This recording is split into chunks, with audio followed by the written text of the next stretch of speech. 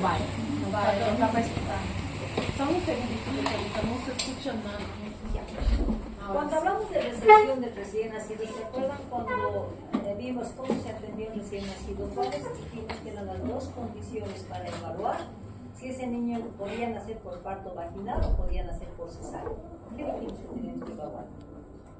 Dos cosas. ¿Recuerdan? Decimos. Para decidir, claro, hemos atención al recién nacido. No, crianças tudo isso. Não tem que ser. Entonces, cuando hablamos de atención del recién nacido, chicos, tenemos que considerar algo. Primero, evaluar cómo es ese efecto en la vida intrauterina, ¿no es cierto? ¿Y cuál es el foquito rojo que nos dice hay que tener cuidado?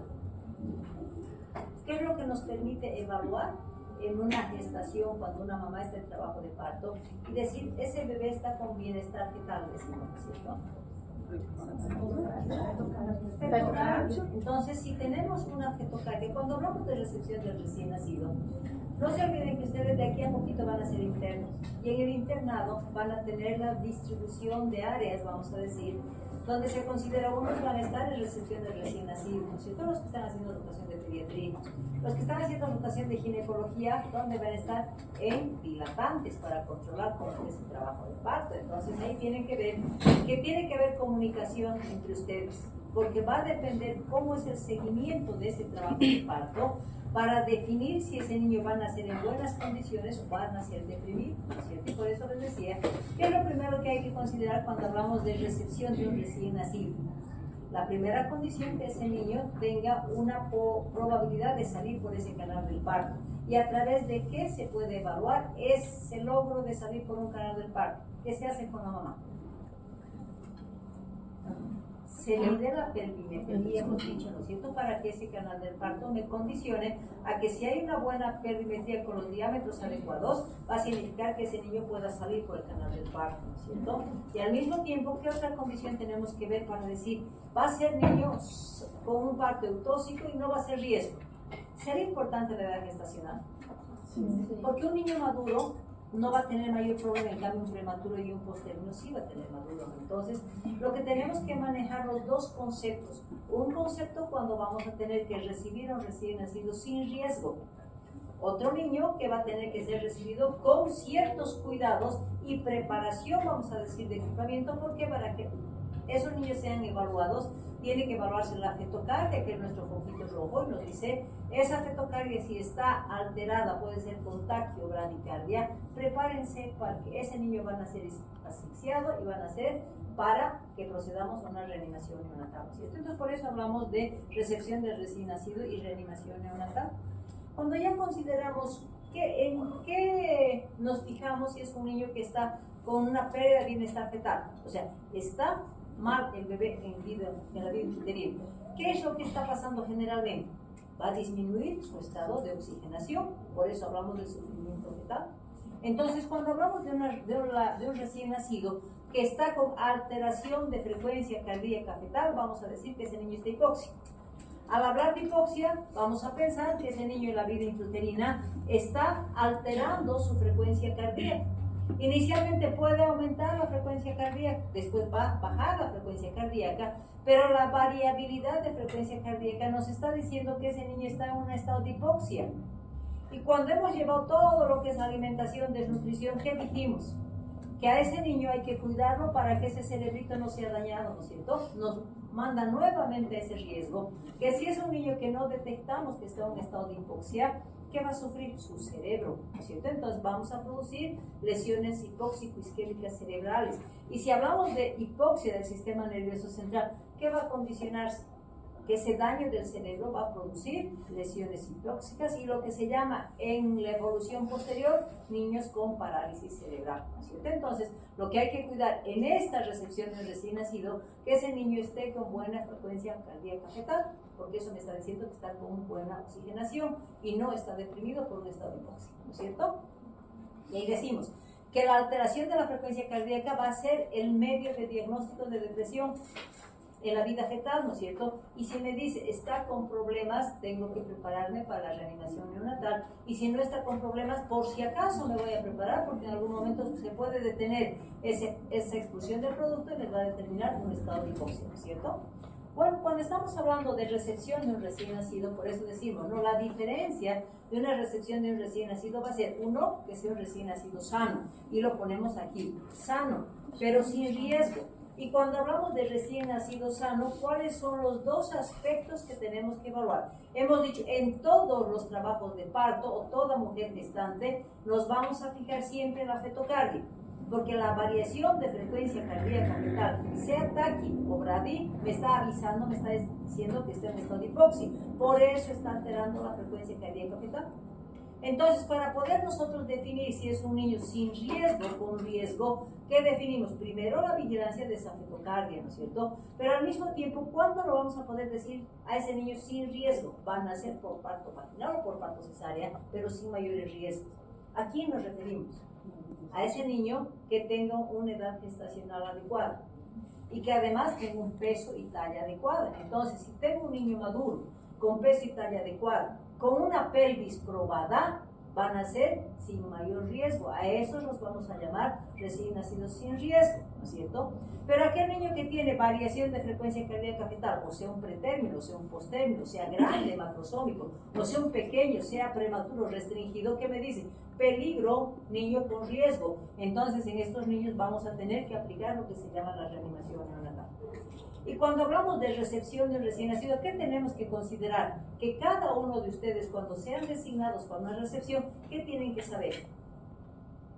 Como a manera de anécdota, les comento, en los internos están designados para la sala de partos, ¿no es cierto? ¿Y qué es lo que se hacen entre compañeros?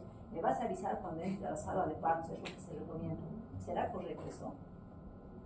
No, porque no han tenido el tiempo de investigar la condición de riesgo o no riesgo.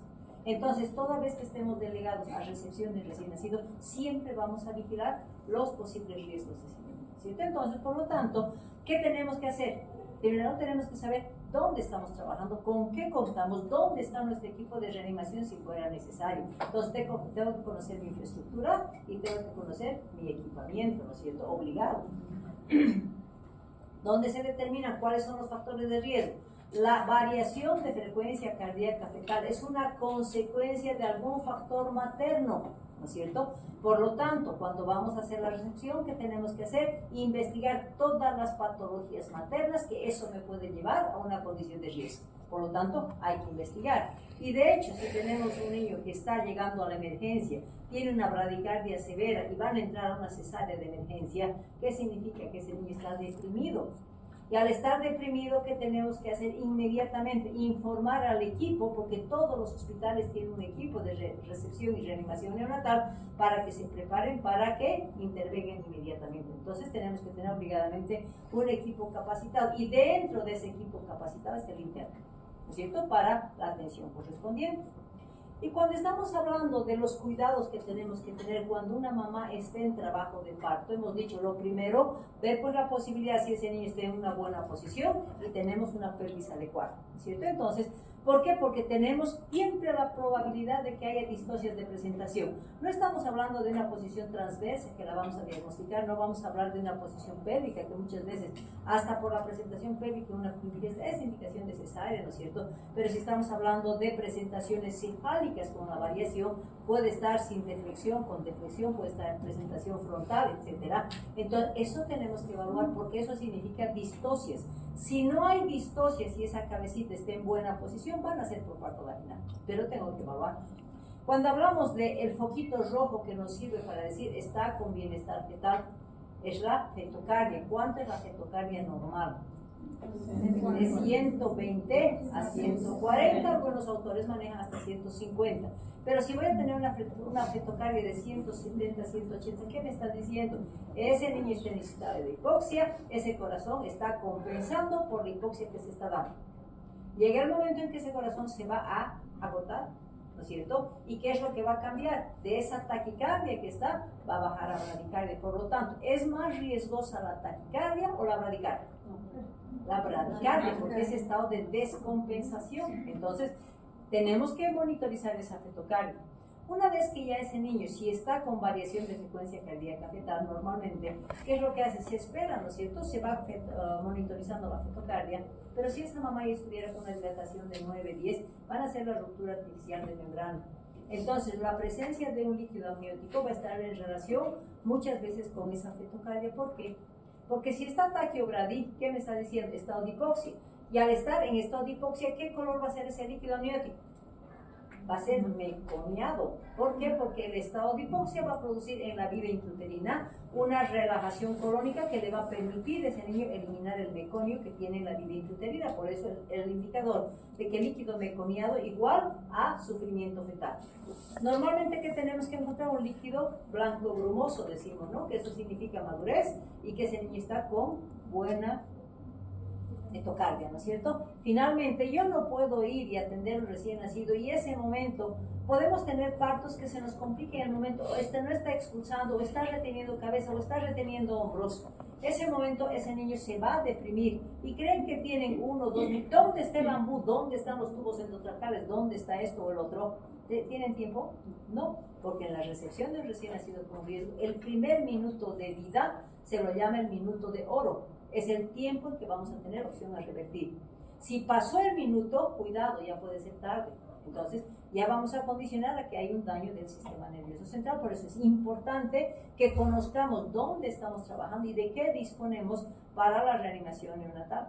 Entonces, si todo eso tenemos que evaluar antes del parto, ¿para qué? Para tener una recepción de un recién nacido sin riesgo. Una vez que el niño ha sido recibido en buenas condiciones, ¿dónde lo vamos a mandar después? Al alojamiento conjunto. Pero en el alojamiento conjunto también nos da una tarea, lo que se llama la hora de oro. Entonces, ese recién nacido que va a pasar al alojamiento conjunto con la mamá, todavía tengo que vigilar 1 hora, porque en esa hora se me puede descompensar porque está en etapa de transición.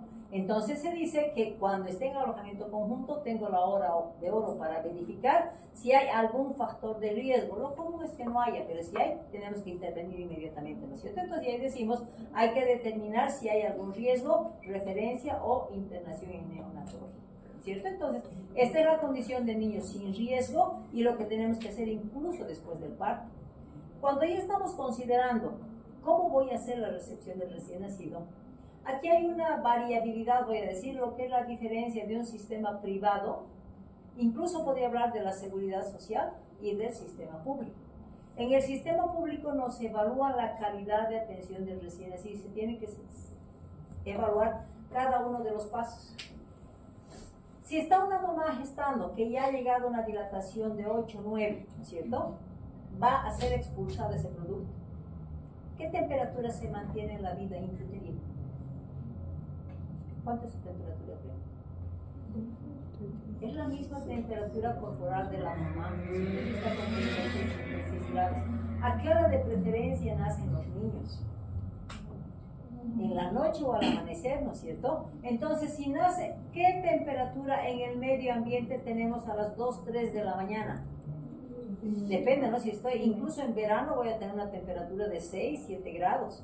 En invierno voy a tener 0 grados, menos 1 grado. Entonces, ¿qué pasaría con ese niño que está siendo expulsado de una temperatura adecuada, considerando que el parto de un niño siempre va a significar un trauma? Lo saco y lo voy a someter a una temperatura de 0 grados. Es como si al niño lo metiéramos al refrigerador. En la cadena del país se dice que la temperatura óptima de una heladera va a ser más 2, más 8 grados. Entonces, lo mismo que hiciera de una temperatura de 36, lo meta a una heladera. Por lo tanto, ¿qué tenemos que considerar? Calentamiento de la sala de espera. Tiene que recibirse un medio caliente. Entonces, la primera condición para una recepción de un recién nacido sano sin riesgo es por lo menos darle pues un medio caliente para que no se me descompense, ¿no es cierto? Una vez que ese bebé ha salido del canal del parto, decimos, lo ha expulsado ese canal del parto, ¿dónde lo vamos a poner? Al vientre de la mamá, al abdomen de la mamá. ¿Por qué? Porque ese va a ser el primer contacto con la madre. Después de todo el estrés que ese niño ha tenido, el estar piel con piel con la mamá va a tener lo que se llama el apego precoz.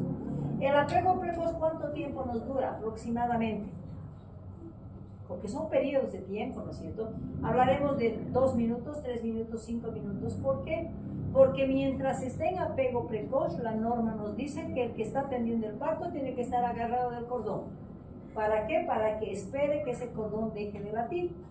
Porque mientras está en el periodo de que esa placenta siga bombeando, ¿qué está condicionando? A que siga bombeando sangre y está llenando los depósitos de hierro. Por eso se dice que la ligadura tardía de cordón previene la anemia hasta los 6 meses, ¿no es cierto? Entonces ahí estamos hablando de que en el apego precoz, pero ese niño tiene que llorar en el apego precoz. ¿Qué tenemos que hacer mientras esté en el abdomen de la mamá? ¿Qué tenemos que hacer? Primero, ¿qué aspiramos? ¿Boca o nariz? ¿Cómo respira el niño? ¿Así hace o así? Boca. Además, no se olviden que la boca es el mayor continente. Entonces, al pasar por un canal del parto, esa boquita está arrastrando agentes infecciosos. Por eso, para que ese niño no traspase esos agentes infecciosos, se aspira primero la boca, después la nariz.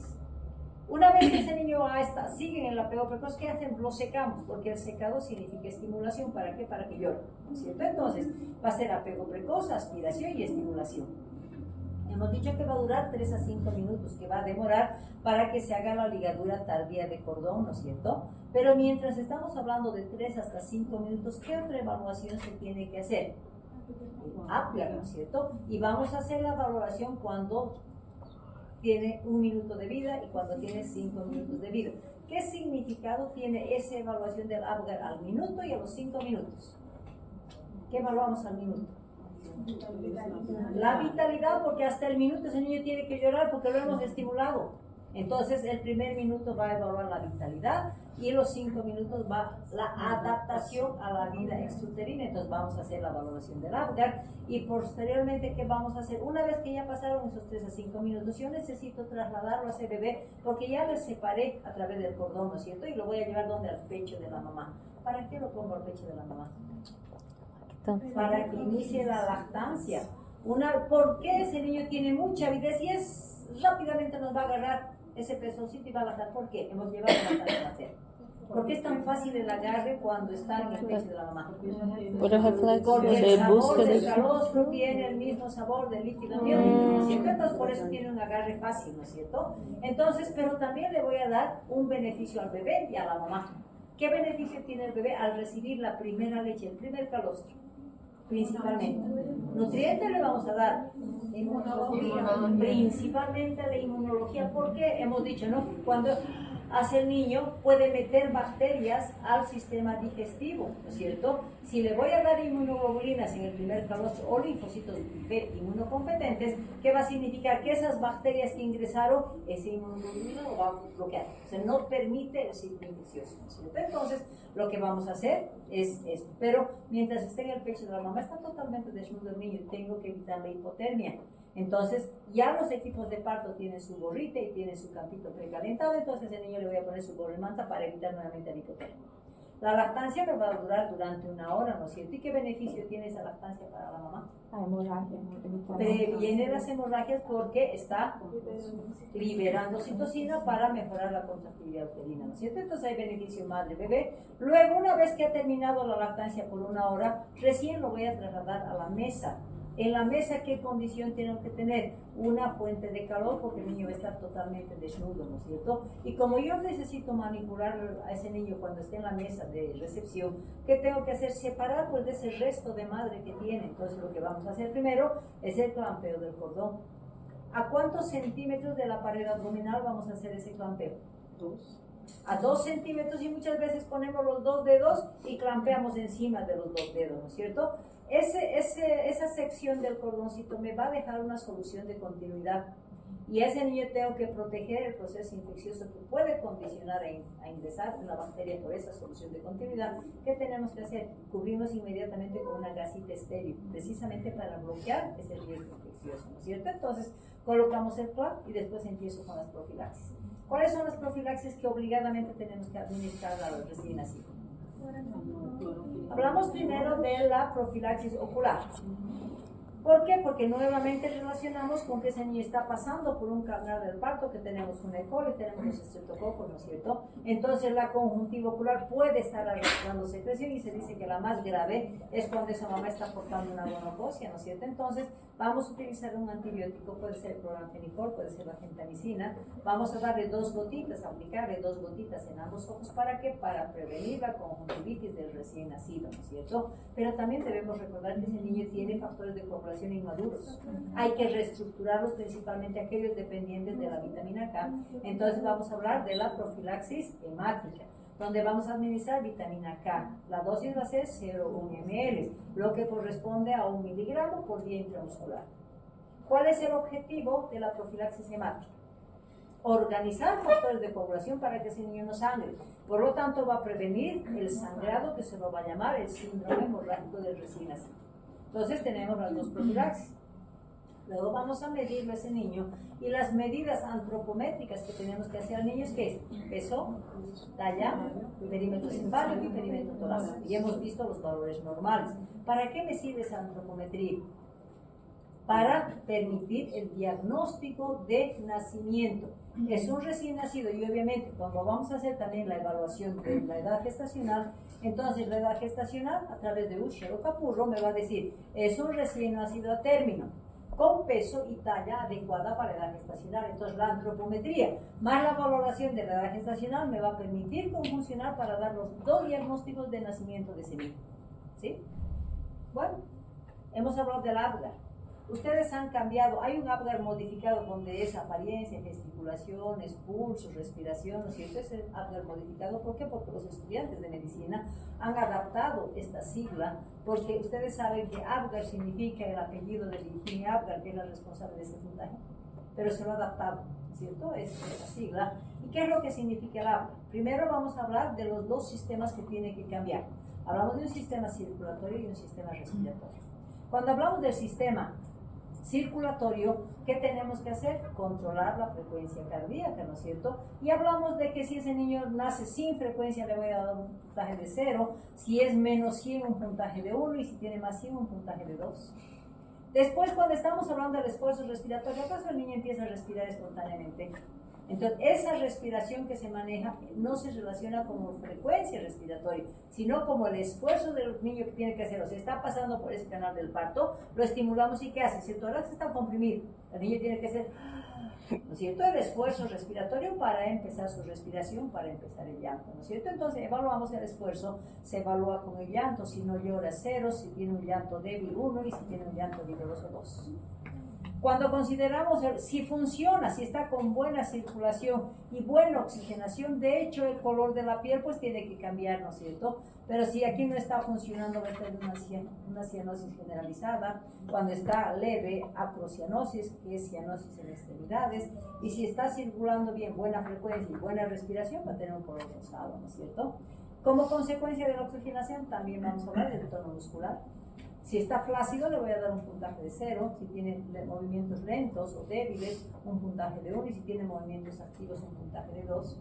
Y finalmente, ¿qué es lo que hago? Aspiro la naricita, ¿no es cierto? Y ese niño puede hacer gesticulaciones hasta estornudar por el incómodo proceso que es la aspiración o meterle una sondita, ¿no es cierto? Entonces, si no hace ninguna gesticulación facial, damos un puntaje de 0. Si hay gesticulaciones leves, es un puntaje de 1. Y si ese niño se defiende, pues es gesticulación con un puntaje de 2. Sumamos esto y nos dice, ¿no? El diagnóstico del Apgar, ¿para qué nos sirve? Para establecer el grado de depresión. Y ahora les pregunto, ¿el Apgar de 0,2 es indicador de reanimación? No, antes sí se manejaba como el puntaje para iniciar reanimación. Y hemos dicho, la reanimación, ¿cuál es el momento más importante para la reanimación? El primer minuto después de ser expulsado del canal del parto. Por lo tanto, el Apgar no me sirve para iniciar la reanimación, me sirve para diagnosticar el grado de depresión con la que ese niño ha nacido. Y si estamos hablando de que van a nacer con un puntaje de 7 a 10, ha nacido vigoroso, pues. Si estamos hablando de un puntaje de 4 a 6, nació con una depresión moderada, y si es menos, es una depresión grave, pero simplemente el diagnóstico de depresión neonatal no es indicador de inicio de la reanimación. Una vez que ya hemos hecho el diagnóstico, hemos hecho la edad gestacional, ¿qué es lo que tenemos que hacer? Ver si ha tenido una buena transición. Y dentro de la buena transición vamos a hacer un examen físico, que si bien externamente vamos a hacer un examen físico para buscar anomalías, tal vez tiene un meningocele, tal vez tiene un paladar hendido como labio leporino, tal vez tiene pie equino, equinovarro. Esos son anomalías externas, ¿no es cierto? Pero ¿qué es lo que me determina una buena transición? La auscultación de la frecuencia cardíaca y la auscultación pulmonar. ¿Por qué? Porque si ese niño está con buena frecuencia cardíaca, me dice, ha hecho una buena transición. ¿Cuál es el indicador de mala transición? Que vamos a auscultar en el corazón de, no ha hecho buena transición. Los soplos, ¿no es cierto? Principalmente la permanencia del orificio butal o la presencia del ducto, ¿no es cierto? Entonces, la presencia de soplos es indicación de mala transición. Ahora decimos, entonces, ¿y ahora cómo voy a definir si es una cardiopatía o es una mala transición? En una mala transición, el soplo va a ser sistólico, que me dice que hay permanencia de orificios. En una cardiopatía, más va a ser diastólico, que es indicador de patología cardíaca, ¿no es cierto? Cuando estamos hablando de los pulmones, ¿cómo va a estar? ¿Qué es lo que evaluamos en un pulmoncito? La presencia del murmullo vesicular, porque si es que ese niño no ha logrado vaciar ese pulmón, va a haber murmullo vesicular disminuido, mala transición, pero si está ventilando bien ambos pulmones, vamos a decir que está todo bien, ¿no es cierto? Y finalmente, ese niño tenemos que verificar la permeabilidad gástrica. ¿Cuál es el indicador clínico para que me sugiera una atresia esofágica?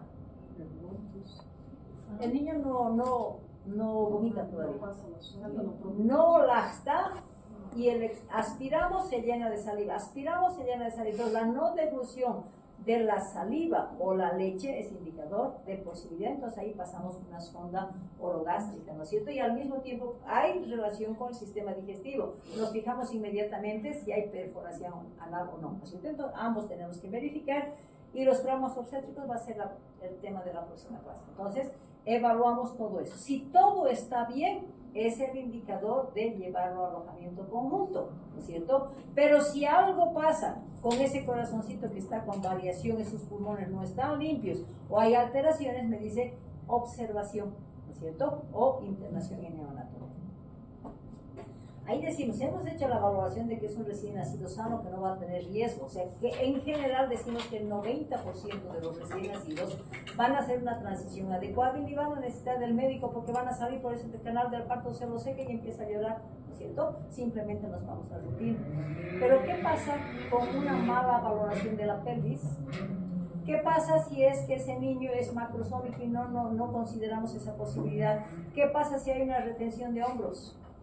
Todo eso significa, entre comillas, un recién nacido sin riesgo puede llevarnos a una necesidad de reanimación neonatal, que si bien decimos la reanimación es solamente para recién nacidos con riesgo, no es verdad, porque en algún momento puede alterarse algo en el trabajo de parto que me va a condicionar a que ese niño nazca de ¿sí? Si consideramos, factor de riesgo, ¿qué me va a llevar a un riesgo fetal?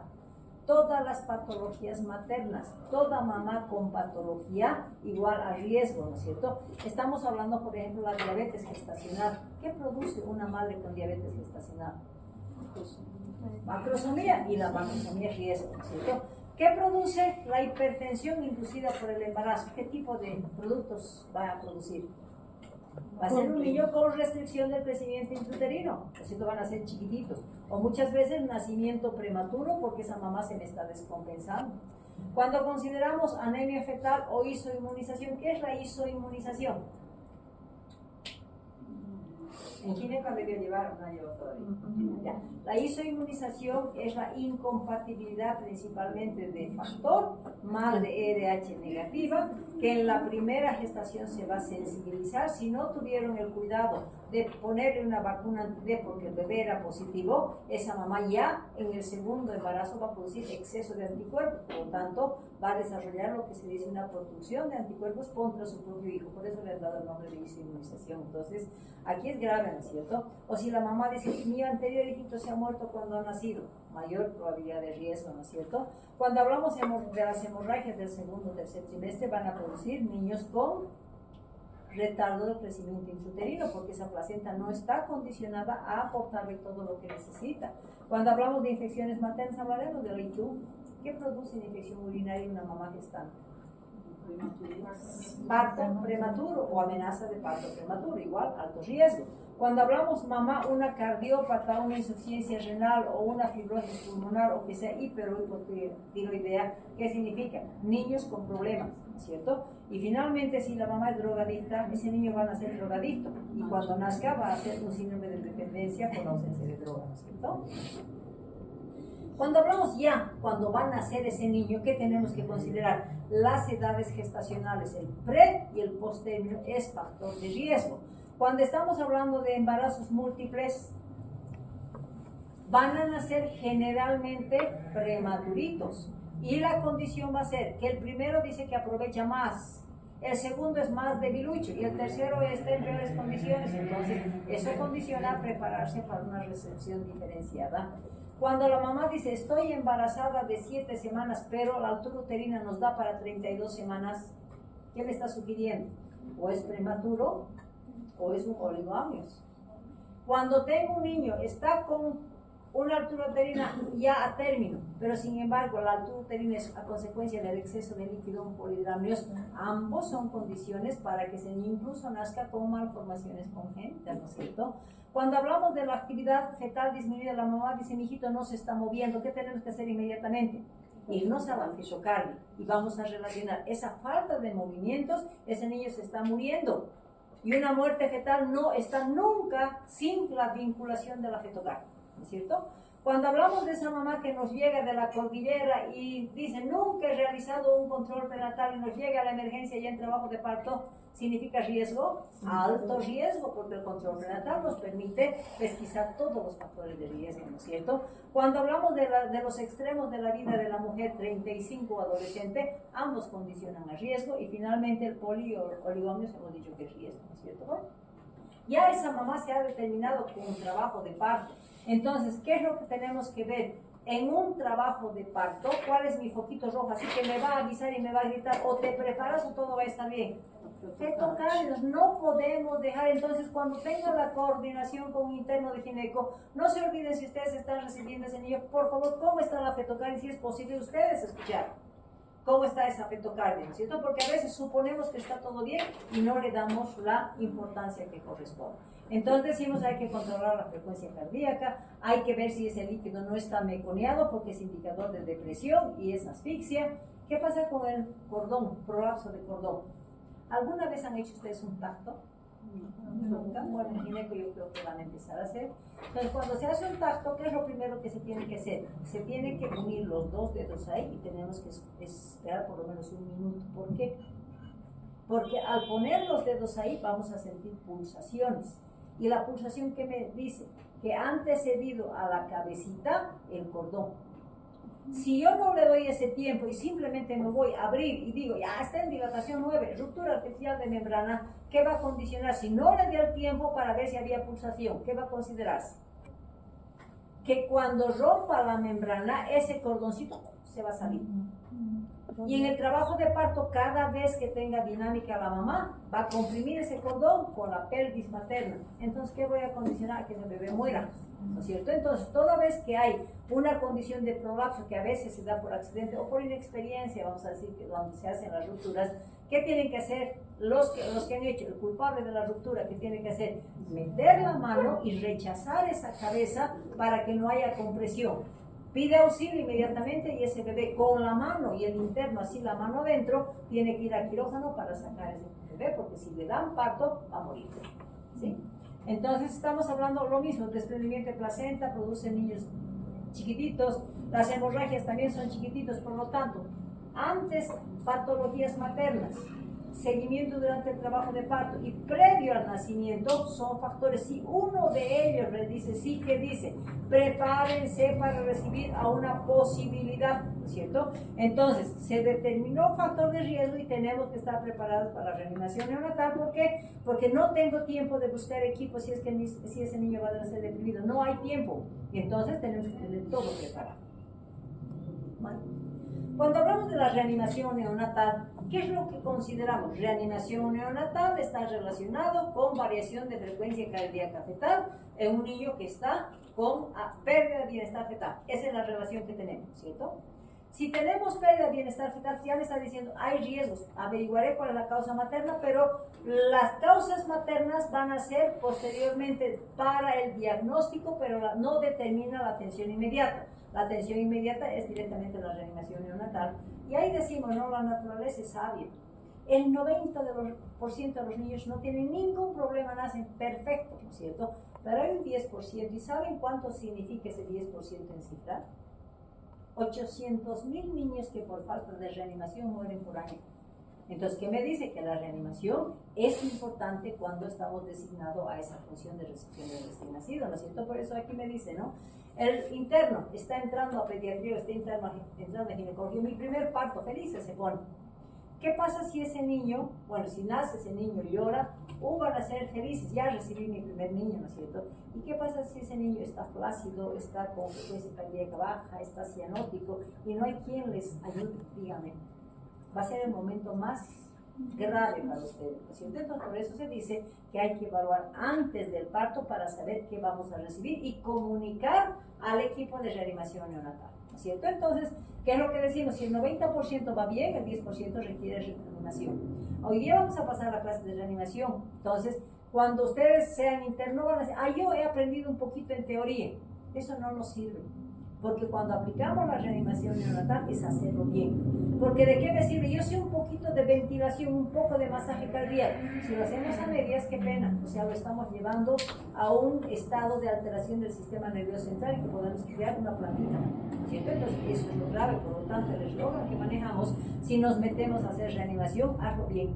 No sé un poquito nada más, ¿no es cierto? Bueno. Cuando se habla de la reanimación hablamos del ABCD, ¿no es cierto? Aquí es ABCD. ¿Qué significa el ABCD? Que la mayor parte de los niños solamente van a necesitar pasos iniciales. Un poco menos de niños van a necesitar ventilación. Un menor niño va a necesitar hasta circulación o drogas, ¿no es cierto? Entonces por eso hacemos la pirámide invertida. ¿Hasta dónde definimos como una reanimación básica y cuándo definimos una reanimación avanzada?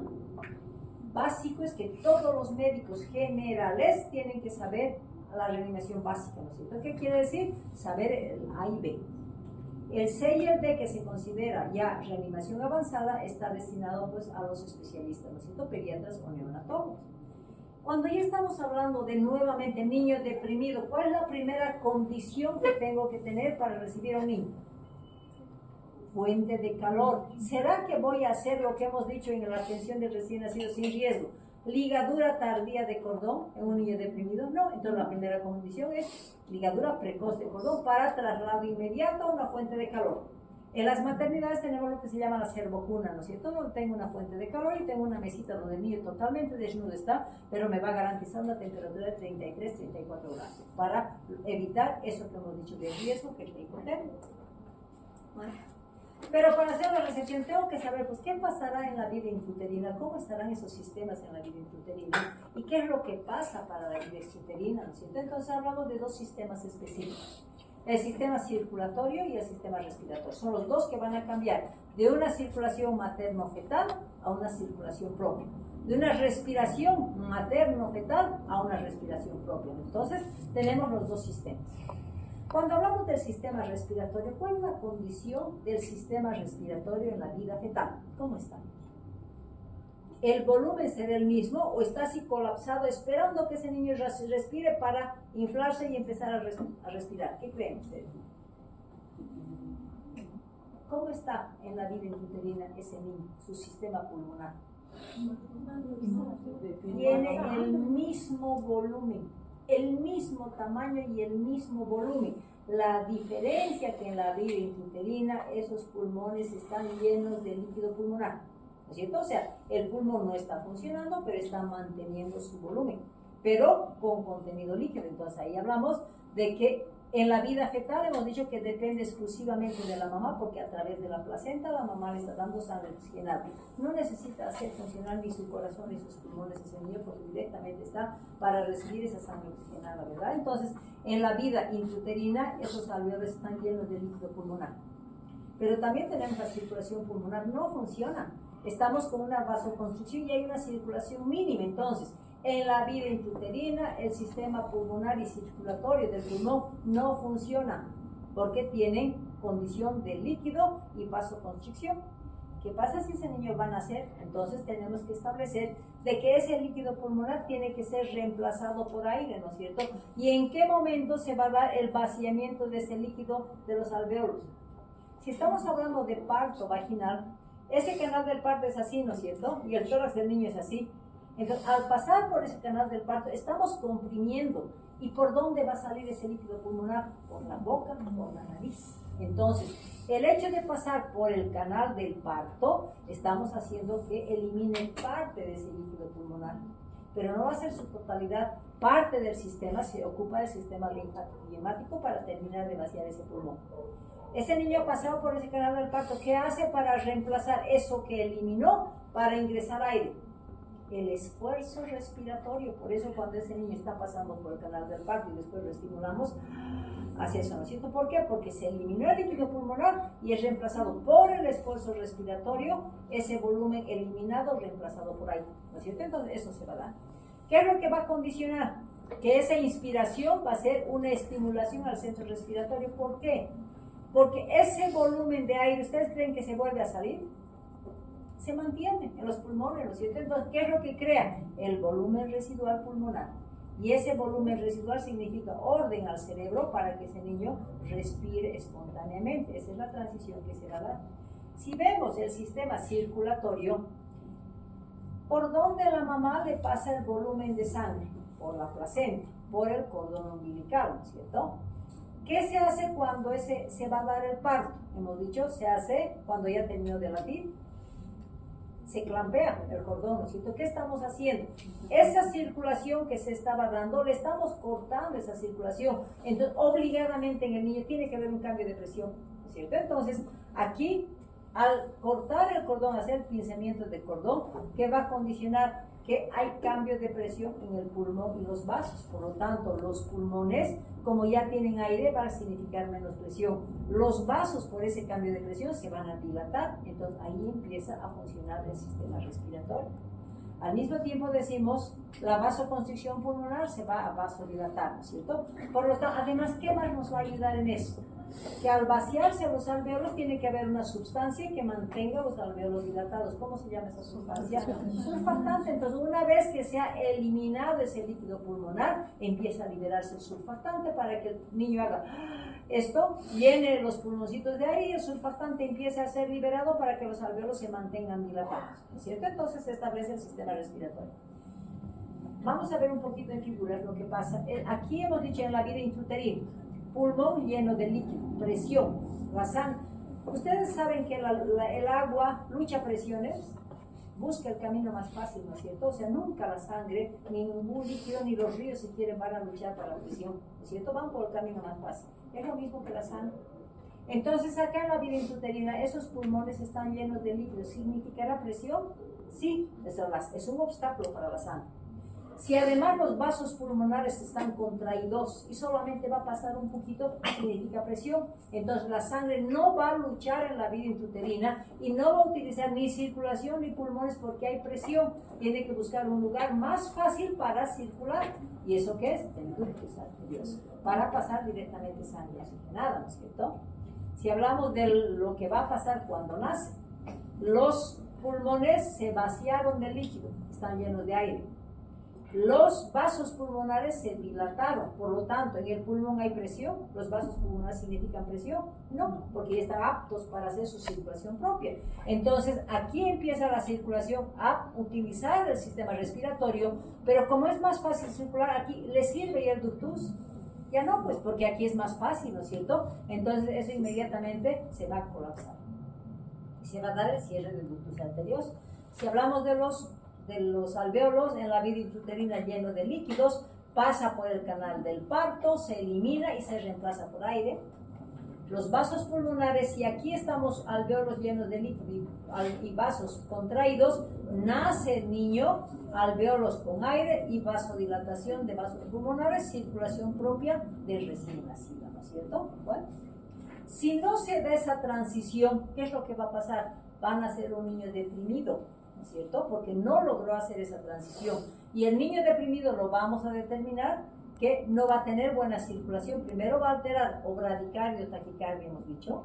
Como no funciona esa oxigenación, va a estar con cianosis. La bradicardia siempre va a ser más grave. Obviamente la presión va a bajar, va a haber una hipotensión y hipotonía. ¿Qué significa eso? Niño deprimido, niño con estado de hipoxia fetal. Por lo tanto, este niño tengo que correr y reanimarlo, ¿no es cierto? Entonces, cuando ya estamos hablando de qué es lo que puede pasar, cuando estamos hablando de los mecanismos compensatorios, entonces decimos, ¿no es cierto? Si ese niño está con estado de hipoxia, ha nacido, ¿no es cierto? Tiene poco volumen y tiene poco oxígeno, ¿qué protege? Y ahí empieza el primer mecanismo compensatorio. Si un niño tiene poco volumen y tiene poco oxígeno, ¿a quién va a proteger en su organismo?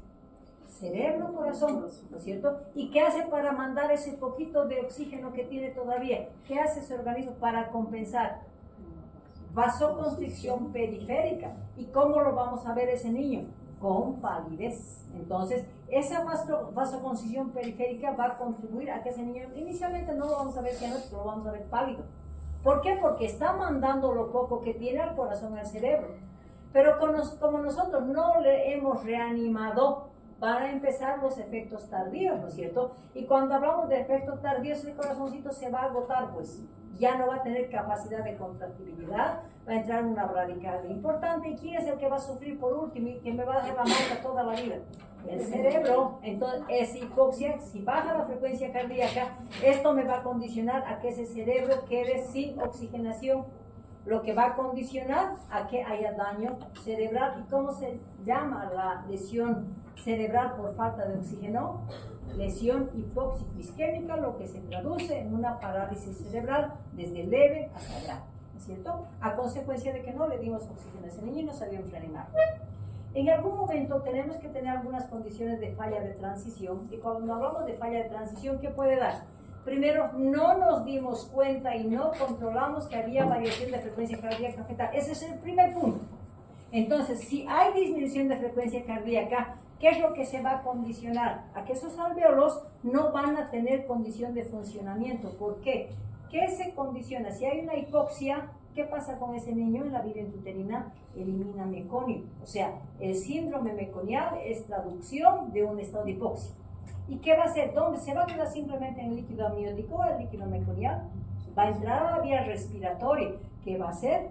Va a bloquear las vías respiratorias. Por lo tanto, no va a poder haber una ventilación insuficiente. Y como ese pulmoncito tampoco va a tener respuesta a esa vasodilatación, entonces lo que le va a quedar a ese niño es una vasoconstricción pulmonar persistente. Por lo tanto, ese niño no ha hecho una transición adecuada. ¿Por qué? Porque no controlamos la frecuencia cardíaca, ¿no es cierto? Eso se considera error principalmente de quien está haciendo la atención. En ese momento ese niño va a nacer. Si el niño nace y no llora, ¿qué hacemos? Aspiramos y secamos. Y si lo aspiramos y secamos y ese niño empieza a llorar, desarrolló una apnea primaria. Pero si lo secamos y no responde ese niño, ¿qué me está diciendo? Ha desarrollado una apnea secundaria, y la apnea secundaria es orden inmediata para iniciar la reanimación neonatal. Y siempre me pregunto como factores de riesgo, ¿no? Si es a término, porque el pre y el posttérmino es riesgo. Si ya nació ese niño y está flácido, alto riesgo. Le aspiré, le estimulé y no lloró, a alto riesgo, ¿no es cierto? Por lo tanto, ¿qué condicionamos? Que la reanimación neonatal está basada en 4 pasos bien definidos. Lo llamamos el ABCD. Si consideramos una reanimación, vamos a poner un ejemplo de que ese niño ha nacido flácido, cianótico y está con frecuencia cardíaca 0. ¿Voy a empezar directamente el masaje cardíaco para revertir ese masaje cardíaco? No, la reanimación neonatal es la aplicación de secuencia de pasos, mismo que tengamos el recién nacido más grave si es que quieren. No importa que esté cianótico, que esté con paro cardíaco, que esté totalmente flácido, no interesa. La aplicación de la reanimación es el ABCD, ¿ya?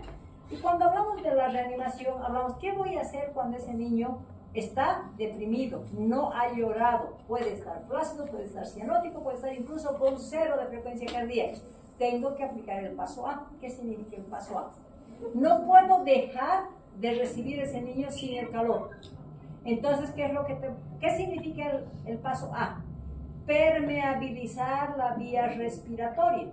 Al hablar de permeabilización de vía respiratoria, ustedes saben que en la vida intrauterina la vía respiratoria es así, ¿no es cierto? Si está en decúbito dorsal. Y para estirar un poquito, ¿qué hago? Me pongo en esa posición. ¿Qué se llama esa posición? ¿Y qué hacemos para lograr esa posición? Normalmente en las maternidades ya hay unas almohadillitas aproximadamente de 2 centímetros de altura, unas colchonetitas así angostitas. Eso lo ponemos debajo de los hombros. Entonces, ¿qué hacemos? El niño ligeramente extienda eso. Cuando ustedes sienten un churrasco por ahí, ¿qué posición tiene? ¿Así? ¿Así o cómo así? ¿Cómo sienten?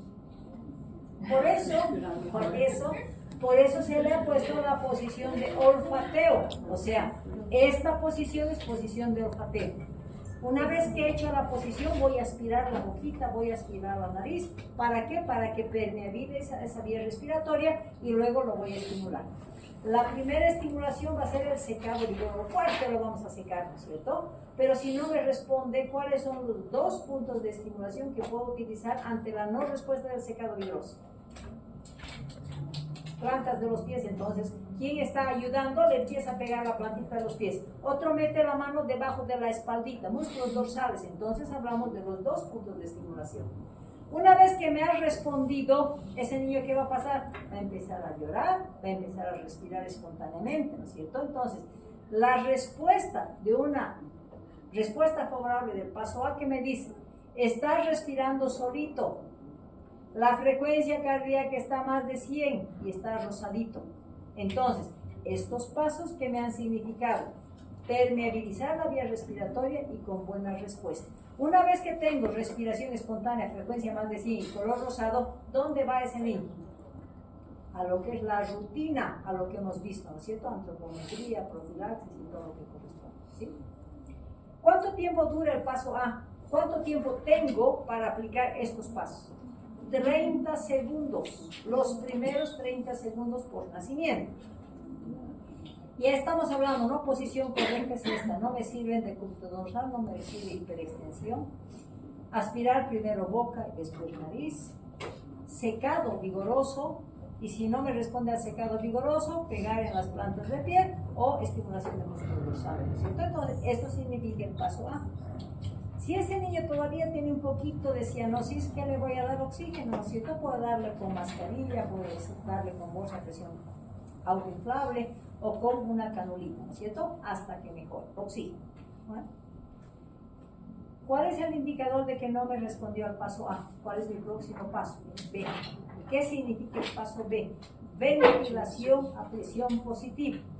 Pero para aplicar la ventilación a presión positiva, tengo que tener un indicador. El indicador es cómo está la frecuencia cardíaca y si está respirando o no está respirando, ¿no es cierto? Entonces, en el paso B, ¿qué tiene que tener ese niño? Que la frecuencia cardíaca esté menos de 100 y esté en apnea o no esté llorando. Entonces, orden, ventilar. Vamos a utilizar la bolsa a presión positiva, vamos a tomar naricita y boquita y vamos a comprimir esa bolsa a presión positiva para hacer que ese pulmoncito se expanda, ¿no es cierto? ¿Cuánto tiempo dura el paso B?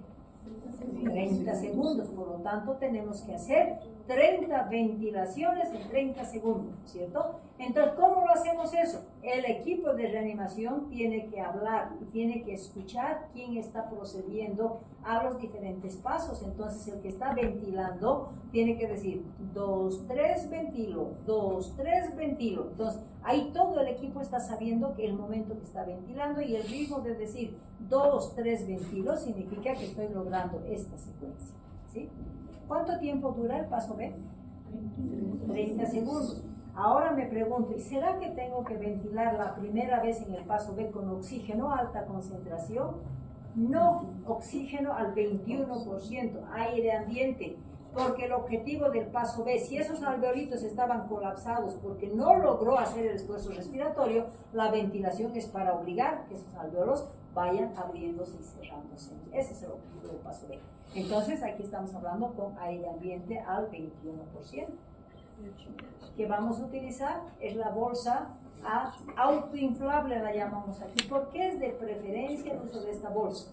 Esta es una bolsita como si fuera una pelota de goma que apenas comprimimos, se vuelve a inflar, ¿cierto? La capacidad va a ser entre 200 a 250 ml, va a tener una mascarilla, pero ¿por qué me dicen este equipo es importante? Porque tiene algo que me va a proteger de los traumas o el barotrauma o ruptural de hogar. Entonces tiene una válvulita que se llama válvula de seguridad o el pop-off que llaman los americanos, ¿no es cierto? ¿Qué significa? Que si yo voy a comprimir esta bolsa y ese niño no tiene esa capacidad para mantener ese volumen, entonces lo que es exceso se sale por aquí. Entonces solamente va a entrar la cantidad de aire que necesita, porque si es que yo le doy volúmenes altos, voy a empezar a romper alveolos, voy a producir una motora, ¿cierto? Entonces, por eso que se utiliza por la válvula de seguridad que se utiliza, ¿cierto? Pero, ¿será que está funcionando ese equipo? Hemos dicho, ¿no? El minuto de oro es A y B. Por eso es que el Apgar no me sirve, porque el Apgar evalúa recién al minuto. En cambio, la reanimación, el A y el B son el primer minuto de oro. Por eso es que no se utiliza la reanimación. Y obviamente, si esto estuviera roto o esto estuviera trancado, ¿qué va a significar? Que yo no voy a tener tiempo de revisar. Entonces, cuando están esperando un niño mientras están haciendo la intervención, tienen que empezar a ver si sus equipos están funcionando. Y uno de los equipos que garantiza el paso B es precisamente verificar si esta válvula está funcionando, ¿no es cierto? Para evitar el barotrauma. Mascarilla, tengo la mascarilla, esta es la anatómica, esta es la ovalada, que va a tomar nariz y boca. Y dijimos, ¿no? Ventilo, 2, 3, ventilo, 2, 3, ventilo. Entonces lo que hacemos es esto para lograr 20 a 30 segundos, ¿cierto? ¿Qué es lo que hacemos? El paso B, 30 segundos. El niño, ¿qué me va a determinar para decir no me ha respondido al paso B? ¿Cuáles son los dos indicadores de cambio de paso? Frecuencia cardíaca y respiración espontánea o llanto. Entonces, el indicador de que no me respondió al paso B es que la frecuencia cardíaca sigue bajando. Por lo tanto, si esa frecuencia cardíaca está menos de 60 y ese niño no está respirando, ¿qué me está diciendo? ¿En qué consiste el paso C? Es circulación. Pero ¿será que voy a hacer solamente el masaje cardíaco y voy a dejar la ventilación? No, combinamos ahí ventilación y masaje cardíaco. Y ahí me dice, ahora tenemos que coordinar entre esos dos procedimientos. Hablamos de cuánto de ventilación, cuánto de masaje cardíaco. Hablamos de 3 a 1. 3 masajes cardíacos y una ventilación en los adultos es hasta 30, ¿no es cierto? Directamente masaje cardíaco. Entonces, aquí hablamos de que la condición de que pase de un paso B, o sea, el indicador de falta de respuesta del paso B es que su frecuencia cardíaca siga bajando y el valor de 60 me está diciendo inicien circulación, inicien el paso C. Mantengan ventilación y relacionen con circulación, una relación de 3 a 1. Entonces hablamos de, ¿pero qué tiempo ya me dura la circulación? ¿Serán los mismos 30 segundos?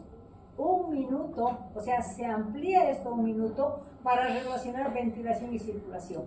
Entonces hablamos de 120 eventos por minuto, ¿no es cierto? Entonces, ¿pero qué otra exigencia me dice el paso C? ¿Mantendré con oxígeno al 21%?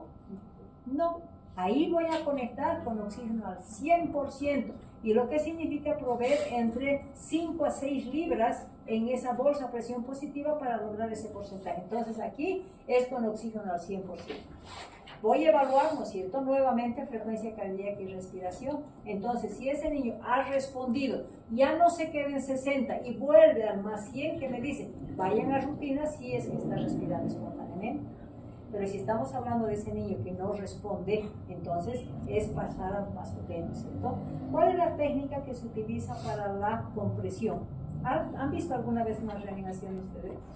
¿Nunca? Bueno, entonces cuando estamos hablando de masaje, como el tórax del niño es tan chiquitito, tenemos algo que se llama la técnica de los 2 dedos, si se fijan acá, ¿cómo está?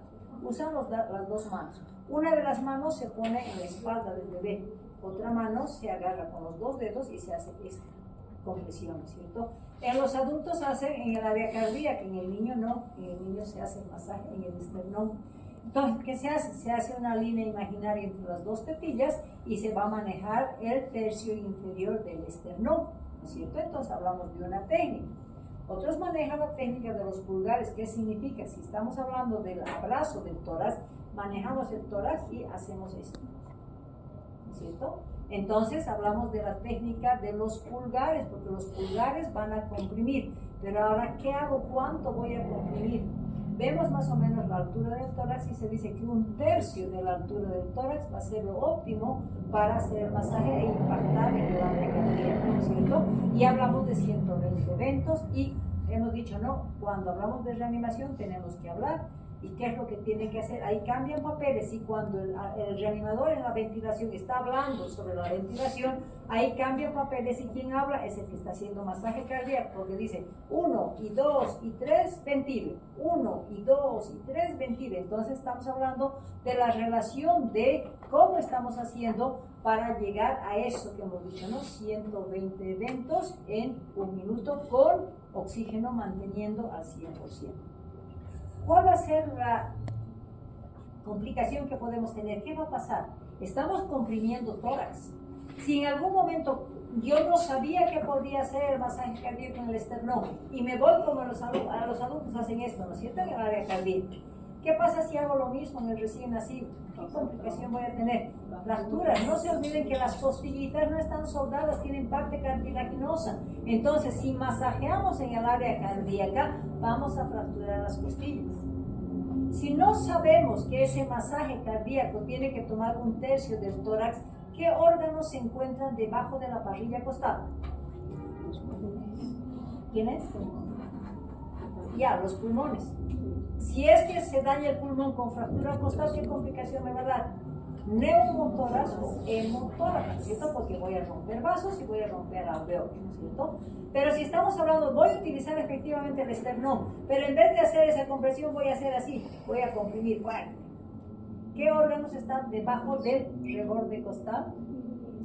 Vaso, el hígado y suprarrenales, ¿no es cierto? Entonces, ¿qué es lo que voy a condicionar si los estoy aplastando así los pobres órganos?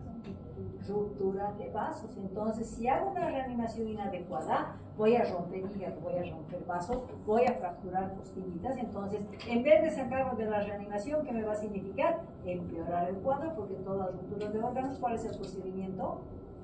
Quirúrgico, ¿no es cierto? Entonces lo vamos a tener que meter rápido así.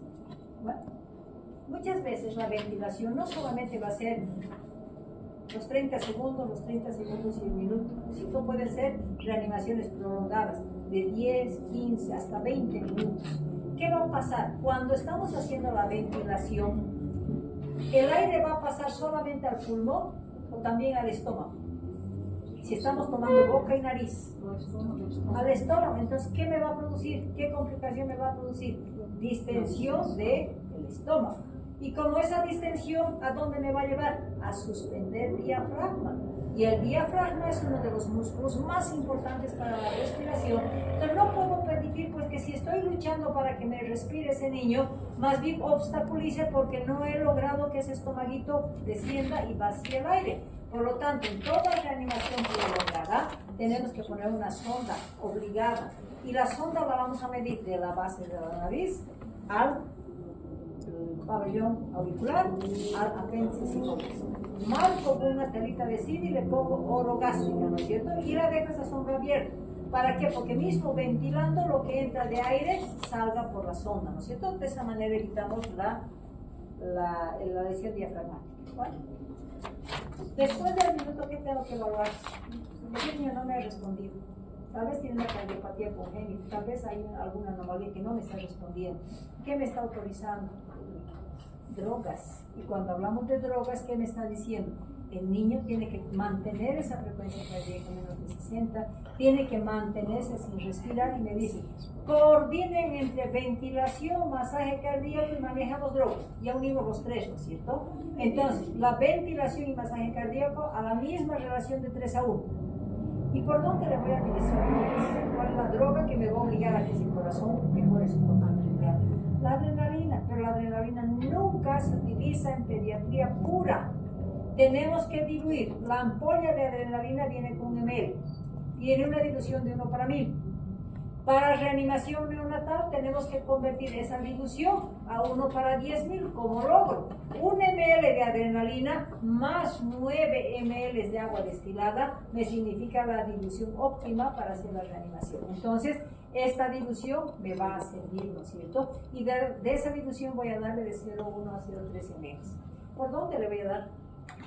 ¿Por dónde le administramos? Si me dicen, vamos, vena periférica, imposible. ¿Por cuál cánula? Si estuviera intubado, sí. La intubación puede ser desde que inicia la ventilación, la circulación, las drogas. En cualquier momento, si dispones de los tubos endotraqueales, dispones del laringoscopio, puedes intubar en cualquier momento, ¿no es cierto? Entonces, la primera dosis de adrenalina en algún momento sí se puede dar por tubo endotraqueal, pero una dosis, y ese niño no me está respondiendo. ¿Cómo haces para dar otras dosis? Porque son 3 dosis que puedes administrar. ¿Cuál es la vena más accesible a un recién nacido? La vena umbilical. ¿Cómo se llama el proceso de canalización de vena umbilical? Cateterismo. Cateterismo. Sí, cateterismo, pero ¿qué se llama eso? Onfaloclisis, ¿cierto? Entonces, el cateterizar la vena umbilical, el procedimiento se va a llamar la onfaloclisis. Y es por ahí que vamos a poder dar la adrenalina, las 3 dosis. Pero ¿cómo se administra la adrenalina? ¿Será que las 3 dosis le voy a dar secuencial? No. Hablamos del ABCD, una dosis de adrenalina. Nuevamente reviso si estoy haciendo bien, si está en buena posición, si estoy ventilando bien, si ese tórax se está expandiendo, y hacemos el segundo ciclo. Otra vez dosis de adrenalina.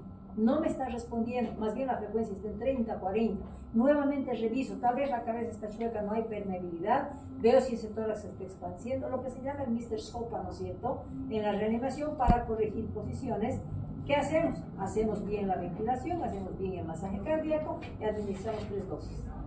Si a la tercera dosis no me responde ese niño, paramos la reanimación como fracaso de reanimación y ese niño va a morir.